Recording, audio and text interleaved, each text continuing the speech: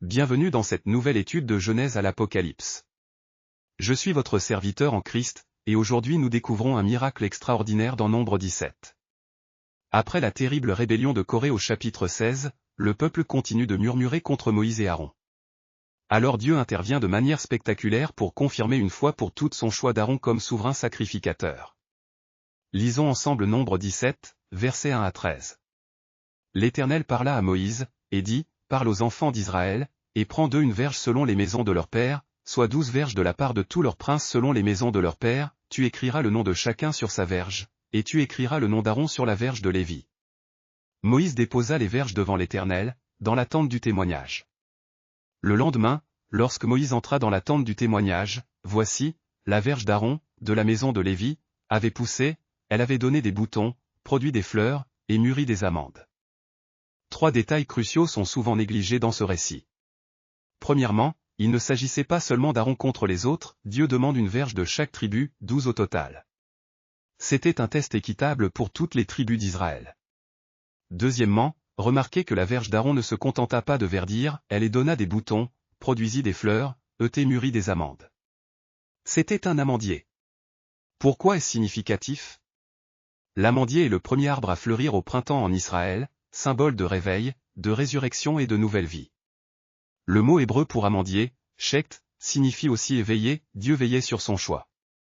Troisièmement, ce miracle se produisit en une seule nuit, devant l'arche de l'Alliance, dans le lieu très saint. Dieu confirma son autorité là où sa présence habitait le plus intimement avec son peuple. Observons les transformations spirituelles profondes dans ce passage. La contestation devient confirmation, Dieu transforme la rébellion du peuple en opportunité de révéler clairement sa volonté.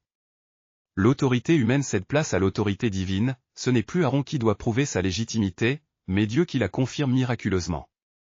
Le jugement se transforme en grâce, après avoir détruit les rebelles de Corée, Dieu aurait pu continuer à juger, mais il choisit plutôt cette démonstration de sa puissance créatrice. Enfin, le temporel devient éternel, cette verge fut conservée dans l'arche comme témoignage permanent. Hébreux 9h4 nous confirme qu'elle y demeura. Ce miracle nous enseigne que l'autorité spirituelle véritable ne vient jamais de l'homme, mais toujours de Dieu. Bien que ce passage ne traite pas directement de l'ordre création entre hommes et femmes, il nous enseigne des principes importants sur l'autorité divine et la soumission. Dans le plan de Dieu, l'autorité n'est jamais arbitraire, elle est établie selon sa sagesse et confirmée par lui. Comme Aaron ne s'est pas autoproclamé sacrificateur mais fut choisi par Dieu, de même dans le mariage et l'Église, les rôles de direction sont établis par Dieu, non conquis par l'homme. L'autorité biblique s'accompagne toujours de responsabilités, Aaron portait le fardeau d'intercéder pour tout le peuple. Cette vérité s'applique aux maris appelés à aimer leurs épouses comme Christ aima l'Église, et aux dirigeants d'Église appelés à servir le troupeau. L'autorité divine protège et bénit quand elle est exercée selon la volonté de Dieu. Les créatures de Dieu furent témoins de ce miracle extraordinaire. Regardez mes amis. En une seule nuit, cette simple verge de bois sec est devenue un arbre vivant, fleuri, portant des fruits. C'est la puissance créatrice de notre Dieu. Il fait la vie jaillir du néant. Comme il va ressusciter son Fils d'entre les morts. Les humains contestaient l'autorité d'Aaron, mais voyez comme Dieu confirme son choix. Ils ont tant de mal à accepter l'autorité divine.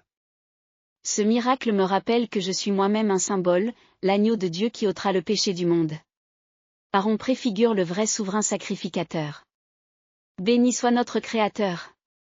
Il transforme même la rébellion en occasion de révéler sa gloire et sa grâce. Que nous enseigne la verge d'Aaron pour notre vie aujourd'hui? Premièrement, respectons l'autorité que Dieu établit. Comme le dit Hébreux 5h4, nul ne s'attribue cette dignité, s'il n'est appelé de Dieu comme le fut Aaron.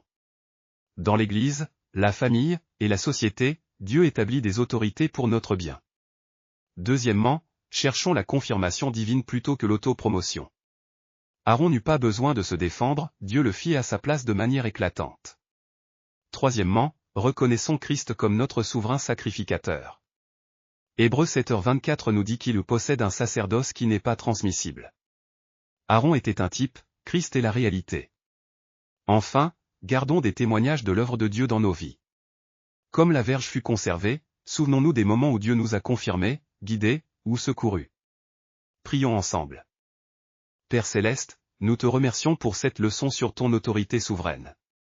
Comme tu as confirmé Aaron par ce miracle, tu as confirmé Jésus comme notre souverain sacrificateur éternel. Aide-nous à respecter l'autorité que tu établis, à chercher ta confirmation plutôt que notre gloire, et à garder précieusement les témoignages de tes œuvres dans nos vies. Que comme la verge d'Aaron, nos vies portent du fruit pour ta gloire. Au nom de Jésus, Amen. Rejoignez-nous la semaine prochaine pour continuer notre voyage de Genèse à l'Apocalypse. Que Dieu vous bénisse richement.